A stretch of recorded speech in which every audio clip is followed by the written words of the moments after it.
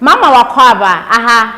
GC and page so midin e de adwoa searching ene ni dey di kan ya wo de ehwe me a mesro na wa subscribe to my channel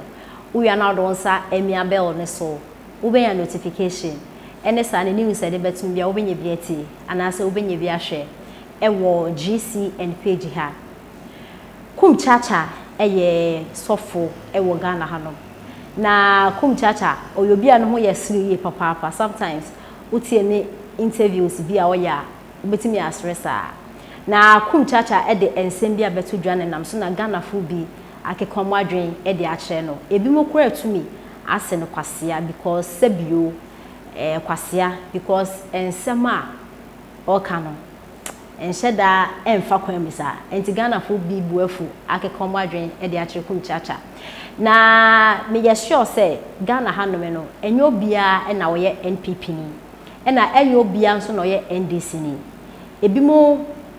e wodo de ma NDC party na no matter what NDC na obeto aba e de amomo sanso na ebimo nso wo odo de ma NPP party na no matter what NPP party na no obeto aba e de amomo nti wo ye Ghana ni anase wo ye hwan a untimi nsiso bi na dwen e na untimi enforce obi nso se onkodo ni awodo ena yewo ebimu nso omu ni NPP omu ni NDC but still no ebia nipa ko no onye NPP no onye NPP ni onto aba but owodo de ma his excellency na Addo danko Akufo-Addo obi nso wo ho a onye NDC ni but odo NDC party ni wodo de ma omanpani dada John Dramani Mahama enti sa ena aside politics kra no Ghana ha ye nyina ye nuanom ye nyina ye nipa so eba ne politics na se ye make comment bia we should be very careful ewo comment bia sometimes you make it ewo Ghana hanum na de enti Ghana fo bi akekomo adwen e de akere prophet Kumchacha nyina ne se enche bia e na kire se asem kesi bi pa eto Ghana fo na asem eto Ghana fo no enye easy mimi hu bi da kra so obi atumi ewu no obi ndidi obi ntimi nya hwe atu footballer atu Christian atu waye nyamede na enam ye Ghana ha no ene yete se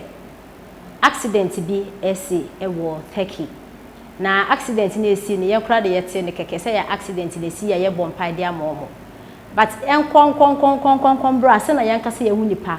e ka ho a ye de ne ye bompai ene beyeye e chene beyeye yenkote na no Saturday ya Christian atu aye nyamede na asem no eyade ya wehu yie papa Ghana bia aboto eya wehu sema ye adwenye ho na Kumchacha etumi akote na radio so a hwenyame ani se na adenti da ese ni papa party se Christian atu ewu na his excellency na Addo danko Akufo-Addo e na afen so finance minister Ken Oforiata ena nam one inipa bi se obo ne nam ho na che se atu ni papa se yewu na adofo ye nim se abra atu ni wu ebeto odwa no ejade a che se unya comment bad comment ba akokra en fa atu no ho owo suban pa oye owo friend say obwenjankafo obua prison che se enyema atu ye wo Ghana ha no prisoners omo gu prison no atu etimi koyi omo donate sika de ba che se enyema atu ye wo Ghana ha no enya sem keto akranti atu ni wu no eba asa no ama na mafo bebre aboto na Kumchacha ne comment ye obe make fast atu ni wu hu na Ghana fo bi che se Kumchacha enye dank enim so wu ni adwen uyo pani hu pa wo msa atu ni wu na wewu no eye ya but owuna atu wewu no it has nothing to do with Ken Oforiata anase na Addo enipa do bia bewu enti adenti no bia ewu a odo wonka se adenti na ye fe ne se o ma me anwu na atu antena se na wo kwakwaso na Addo anase Ken Oforiata den na Ghana fu bi akekomo adwen e de akere prophet Kumchacha ne enti eze ma Ghana fu bi e kan wey Ibrahim K Addo and I would say you call yourself man of God and I went so Paul and I would say if not today I never knew Kumchacha is such a stupid man pa Kwasia even so-called man of God cry see how you cheated and fraud your members you don't deserve to be called Elder Pope not to talk of a pastor Jimmy and when so Samuel and ochese Kwasia mpeni ti se wo Kumchacha kra otiase aboa like you ish and when so Richard and ochese Kumchacha, why didn't you substitutions Atu's death to your parents, including yourself, because Atu is more important than both. Okay, and when so Joseph and ochese I don't agree with you. When you are in London, you dupe a lot of people. So bro, just be careful. And when so Fifi Asare and ochese such a Jimmy character. And when so okay, in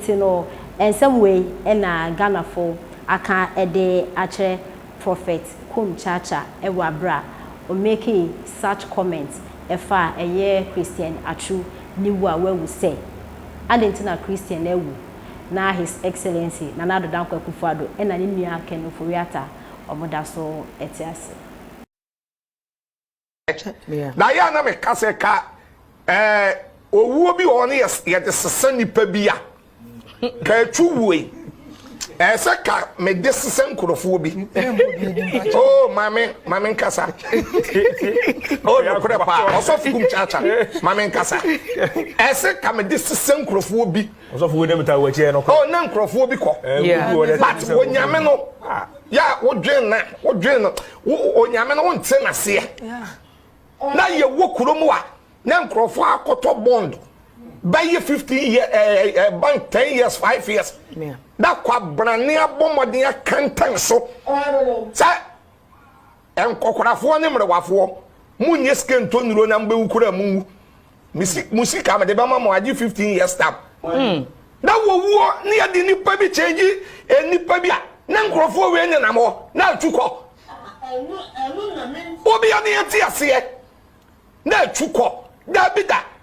etino onyame no ubisa ne kwoshen ya enye ye nti odifuo Jeremia bi se onyame kwoshen bi wo Jeremia 12 verse 1 say urade menu di asem a wudi bem nanso we mame no nkasa adenti na abonefo akwansi wo yie na nkonkonsafo nyina hoto won na wo hwe mi Jeremia na mebre na abonefo nyi nche na ni papa awo beboa ya even Addo ya boy no ye no yen asofo ko de ntumi nyesa because edu ba bia yen asofo ye de niam bi wura nkrofo tirim mo sise mo dwa pade ye wo soro ene yen sise ye de ye wo fomo a onu kura pa mo sise mo dwa pade ye wo soro na yen asofo ye sise ye de ye wo fomo a ba wo hwe boy na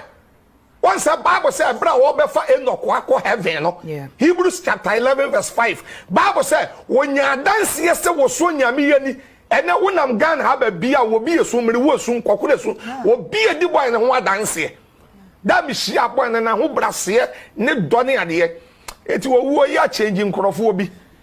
na fa nkrofo obi di ade mesro pa that's all